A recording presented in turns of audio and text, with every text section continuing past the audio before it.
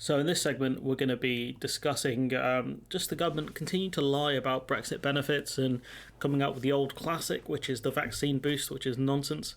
It's just shocking behaviour from this lot, honestly. This is the best they have. After, 2 years? They've done nothing, achieved nothing. Then again, Brexit wins were always going to be far and few between, but this is just so boring and just there's little pushback. Well, actually, Nick Ferrari does an okay job in this clip, but we'll go to it. And lastly, another anniversary this week, and while I must remind the listeners you were a Remainer, subsequently you have said you think Brexit can be a success. 3 years ago, later this week, the UK actually left the EU. What's been the biggest achievement in that time? So 3 years, they can argue, obviously COVID was a factor and all of this kind of stuff, but they have also tried to pass other legislation through Parliament, so they can't just blame the pandemic on everything. So it should be quite interesting to see what answer she comes up with. So, as you say, I did vote Remain in the referendum, but both completely accepted the result of the referendum and actually also see the opportunities for the country as a result of Brexit and the different path that we can take. What have you achieved in the first 3 years? What opportunities? I mean, actually, one thing... And from Nick Ferrari, it's actually a good question, asking politicians, what have you achieved in the last 3 years?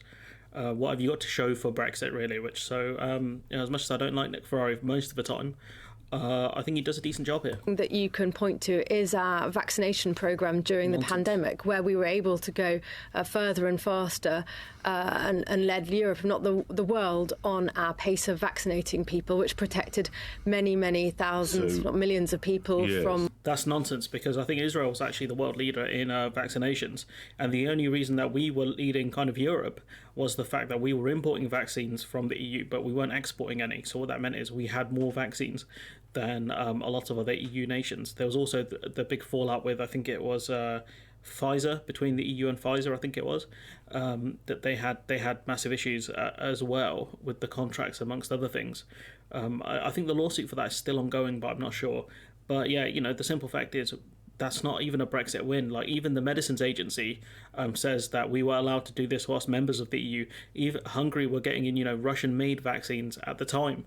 So to argue that it's anything to do with Brexit is just nonsense. Even the regulatory agency came out and said we could have done this whilst members of the EU, and we still were in the transition period when we were rolling out the vaccine. So this is nonsense. COVID. So that's an example of the sort of thing that we can do differently, go faster and better as a country independent of the European Union. Had there not been a virus that claimed scores of thousands of lives, there wouldn't have been much else to hang the hat on, would there, for leaving? That's a great question. That's a great point, because you're saying without a pandemic, what would you have achieved? And that's the only thing you've got, a vaccine rollout that was debatable at best on the speed of it, But we've gone through the points here. It wasn't really a win, Brexit didn't really help us in that regard. So that's all she has.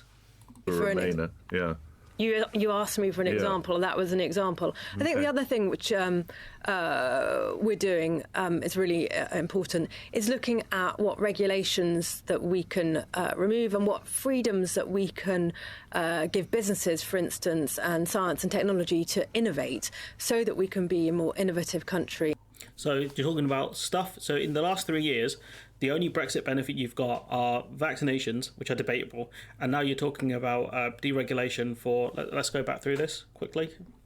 Remove and what freedoms that we can give businesses, for instance, and science and technology to innovate. Science and technology. So science and technology, we're at the Horizon programme. We've lost a lot of our top talent, and we'll continue to lose more.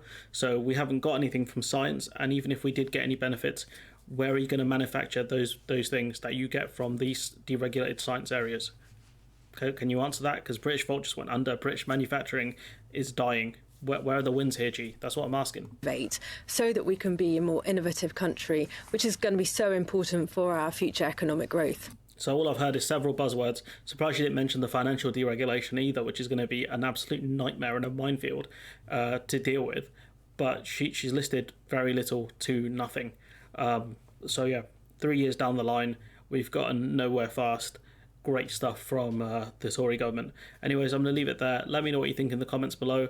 Like, comment, share, subscribe. Maybe it's better that they've achieved nothing for the country. Maybe it's like a Donald Trump thing where the less they do, the better it is for the rest of us. But like, comment, share, subscribe. Support the channel on Patreon if you can. Decent job here from Nick Ferrari. it's better than what he normally does. So credit to him there. And hopefully I'll catch you in the next one.